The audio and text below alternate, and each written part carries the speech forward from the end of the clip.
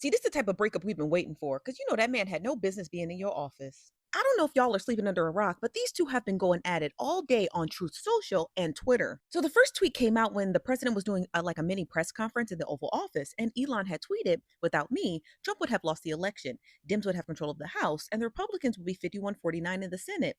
Yeah, guys, we don't have an answer for this either. I never thought I'd say this, but I agree with Elon Musk. Call your representatives. We sure you've seen the news about Elon Musk. If you haven't, Elon is going scorched earth, completely doing a 180 on Trump on Twitter. And now Trump is clapping back saying he's going to cancel Elon's government contracts. Y'all are out of y'all rabbit ass mind if you think that orange man and Elon Musty are actually beefing. Elon Musty is trying to fix the decline in sales at Tesla that he caused while he was trying to play pretend as a politician. This is the day Americans never thought it will come to an end. Well, black people knew all the time. By the way, black people, I just want to congratulate you for being witches. Being witches in 2025, the plantation just burned. Y'all took down Target. You made Elon Musk literally become broke-ish when you decided you're no longer going to support his company and bring his company down. Tesla started having issues, and then he said he's gonna step down from Doge because Democrats really are showing him that he ain't shit. Well. Now we are here. Mr. Elon and DJT, the relationship has come to an end. Congratulations to y'all black witches. You guys are witches. The going back and forward is crazy. Y'all let me not even waste your time and show you how happy people are. To an extent that Elon Musk is out just saying Trump is on the Epstein list. Yeah.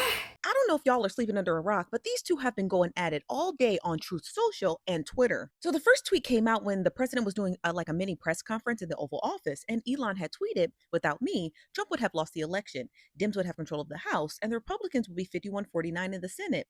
And then he goes on to say, "Such ingratitude." Then someone by the name of A.G. Hamilton had posted something about Trump and Epstein and those flight logs and things like that, and Elon quote tweeted it with that emoji. Then he followed up and said, "Time to drop the really big bomb." Donald Trump tags him, might I add, and said, "Is in the Epstein files. That is the real reason why they have not made them public. Have a nice day." And then he puts Donald Trump's initials. But he didn't stop there. He said, "Mark this post for the future. The truth will come out." Now let's get over to Bookie Butt over on Truth Social. Now, Trump says, "I don't mind that Elon's against me." Well, he should have done so months ago. This is one of the greatest bills ever presented to Congress, and it's a record cut in expenses, $1.6 trillion. We already know that's a lie, but let me just continue reading. Now, he rambles a little bit more about this budget, but that's neither here nor there because everything he stated is a lie.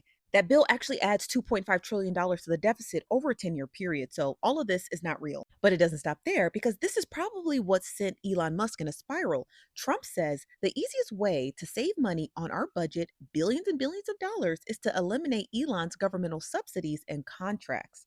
That's what really got him going. He goes on to say that, "I was always surprised Biden didn't do it, but you weren't going to do it until y'all had a fallout." Of course, in the coming days, we're going to actually figure out why these two fell out. It was not about that spending budget. Let's be honest. It probably has something to do with aides pushing Elon out of the Oval Office. That's really what it is. Them aides got in between their relationship, which is what aides are supposed to do. If aides feel as though an individual who was not duly elected, who was not sworn in, or who was not confirmed by Congress was just weaseling their way around the Oval Office, your aides are supposed to get those people out of the president's way. That's how it works. But somehow Elon thought that's not how it worked, and this is where we are now. Elon Musk just betrayed me and stabbed me in the back. What a joke of a guy he is. I thought I could trust him, but he pulled a Zelensky on me and aired me out in front of the public.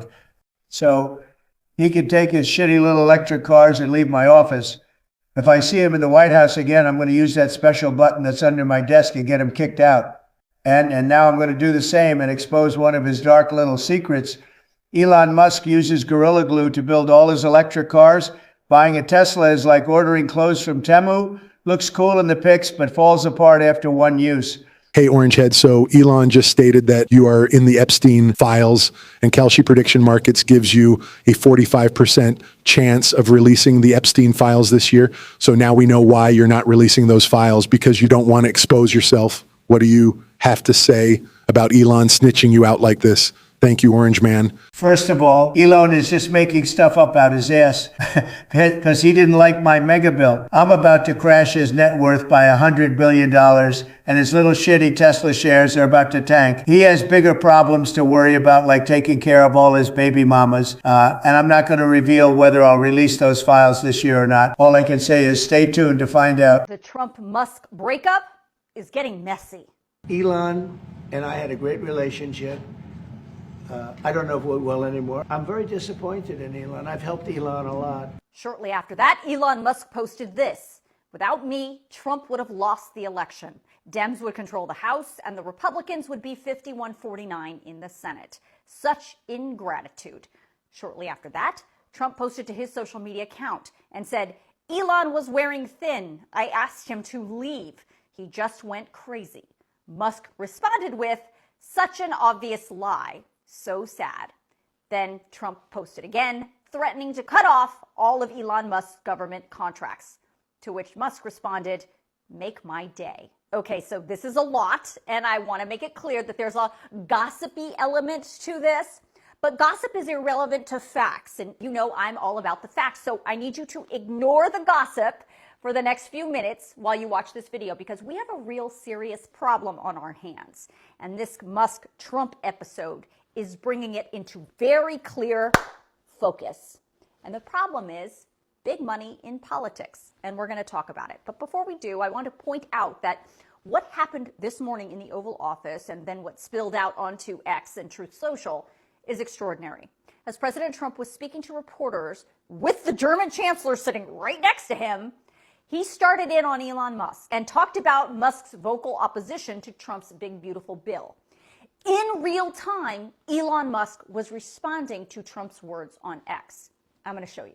Elon knew the inner workings of this bill better than almost anybody sitting here, better than you people. He knew everything about it. He had no problem with it. All of a sudden he had a problem, and he only developed the problem when he found out that we're going to have to cut the EV mandate, because that's billions and billions of dollars. And as Trump was saying that, Musk responded with this: "Whatever, keep the EV solar incentive cuts in the bill, even though no oil and gas subsidies are touched. Very unfair.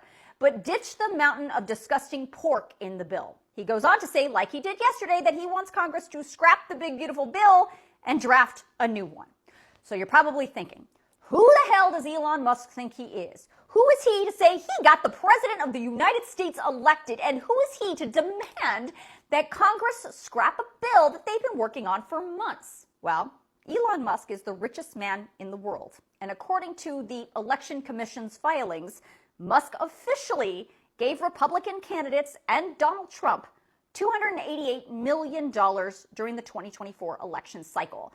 That made Elon Musk the single largest political donor of the entire presidential cycle.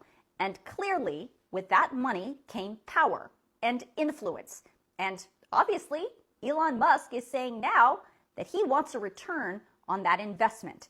And up until today, he's been getting it. We all watched as President Trump created a brand new government agency called DOGE for Elon Musk to run and use to slash the federal government operations and slash the federal workforce. Then we watched as President Trump's controversial cabinet nominees struggled to be confirmed in the Senate. And again, Elon Musk stepped in and said that lawmakers who opposed Trump's nominees would be primaried. Now, at the time, a lot of people were raising their hand, raising questions about potential conflicts of interest. I actually did a deep dive video on Elon Musk and those potential conflicts back in February. But Trump repeatedly brushed all of that off, saying Musk had no conflicts of interest and he was just trying to help. And that leads me to the question I want you to think about. Does big money from individuals or from super PACs or big corporations belong in our political system? Now, I'm certainly not picking on Elon Musk. Lots of rich people do this. We've seen it for years. I'm just using Musk as an example because what we're watching right now is the downside of what happens with big money in politics. It just so happens that it's all playing out in full public view. Now, if you don't already know, Rich people and big corporations don't just give away hundreds of millions of dollars to political campaigns for funsies. Don't be naive. They're not doing it out of the kindness of their heart or because they believe in a candidate. They're doing it because they want something. They want a tax break. They want more power. They want a government contract. They want regulations cut out of their industry. They want influence, and they're getting it. And in Elon Musk's case, he's not hiding it. He said if he doesn't get the return on his investment that he wants, like scrapping the big beautiful bill and writing a new one, he's going to fund primary challenges against the Republicans who vote yes. Now, whether he's successful in defeating those Republican incumbents is irrelevant. An Elon Musk-funded primary challenger is going to drain the campaign resources of any sitting lawmaker running for re-election. I'm telling you, none of them want that. So what option do they have? Side with Elon Musk or side with President Trump? Elon Musk made it clear. He wrote, "Trump has 3.5 years left as president, but I will be around for 40 plus years." Is this a system we want, where super rich people and corporations can use their extreme wealth to strong arm the people we elect to represent us so that they can get richer or they can get the things that they want? That's for you to decide.